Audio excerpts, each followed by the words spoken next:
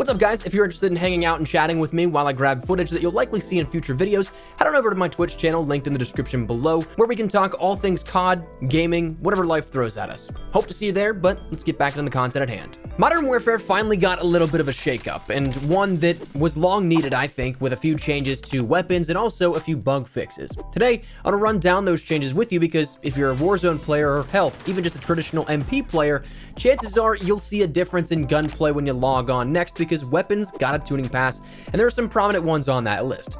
We'll see how much it shakes up the meta in time, but for the time being, there's some significant stuff on that list of changes.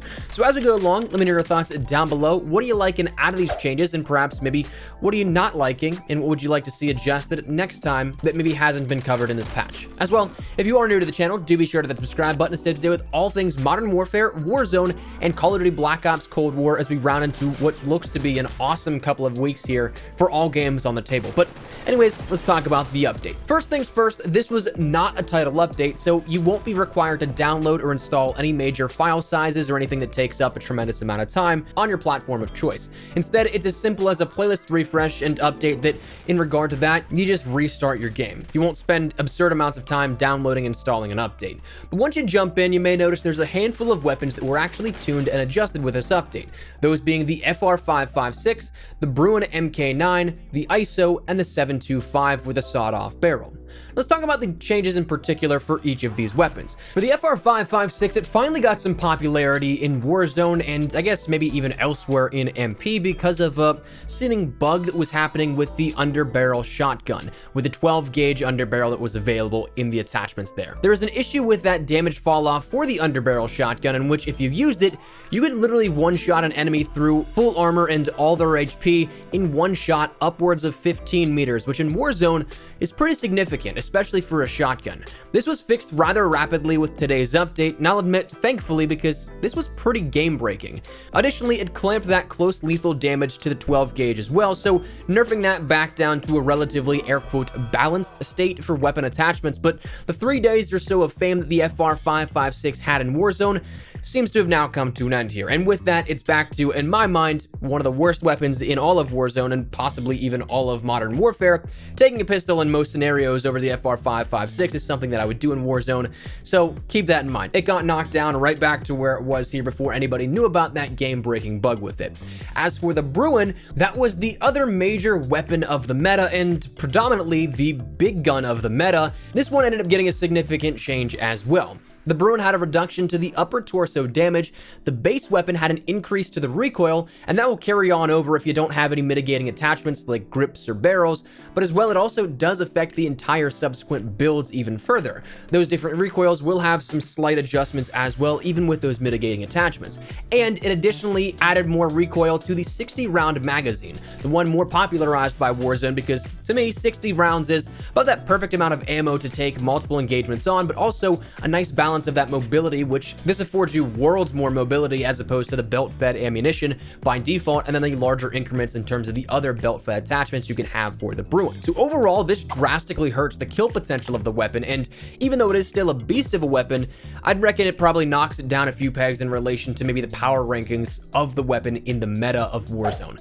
Whether or not that's something like the Kilo takes its spot as the #1 weapon, or the Growl regains its pole position, we'll have to wait and see here with that, but right off the bat, it is definitely something that's noticeable. Maybe players can get a grasp and a handle on it, but it is something that for the time being, at the very least, it might not be as good as where you thought it was or that main go-to weapon in Warzone. The ISO actually got an adjustment as well, which may be a surprise to many players, but it got a few adjustments for the positive sake here of it. It reduced the movement penalty for the drum magazines, making that a buff, and it also increased the base ADS movement speed, so making the agility and mobility of the weapon a little better for those that choose to use it. Now to me, this is a solid off-meta weapon choice and has been since its introduction with Season 5, but I still don't think that even with these adjustments that it cracks that meta stronghold of the MP5 and the MP7, the dominant weapons in the SMG category. I'd maybe put it up there maybe with a close call for a third or fourth in the SMG category, maybe say with the AUG with the 5.56 rounds or the Uzi with the AE rounds in the AE barrel, but again, that becomes too close to tell just in theory. You'd have to really go in there and really feel out each of these weapons in each of the engagements you take with them. But the final weapon that got adjusted here today was that of the 7.25, which, if I'm not mistaken, this now makes it the 5th nerf or so to the weapon since the introduction of it at launch back in last October. We saw the ADS time had a small increase, the movement speed was slightly decreased, and the close lethal damage range was also slightly reduced. All of these are on the sawed-off barrel attachment, so it doesn't have to do with the base overall 7.25, but instead, the sawed-off barrel is something that if you played a little bit of MP, you may have seen that that was kind of a dominant attachment on the 7.25 with shotguns compared to other shotguns. You also may have seen some clips that the slug rounds are absurdly powerful at range, but that's because one, it's slugs, and two, that wasn't also adjusted with this update, and I'm not quite sure that that will get adjusted.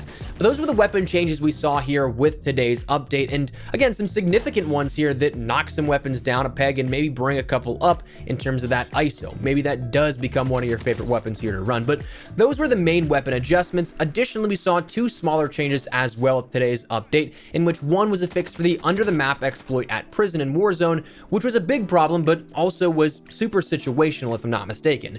If you did that glitch and you ended up, say, having the zone end at dam, we were kind of screwed because you're all the way across the map, and to my knowledge, you weren't able to get out of that very easily, if at all. I really didn't pay attention to it that much. I don't care for glitches. I'm not a fan of them, so I didn't really pay any attention to how that was done, the ease of access either in or out of that location, but that was something that was fixed as well.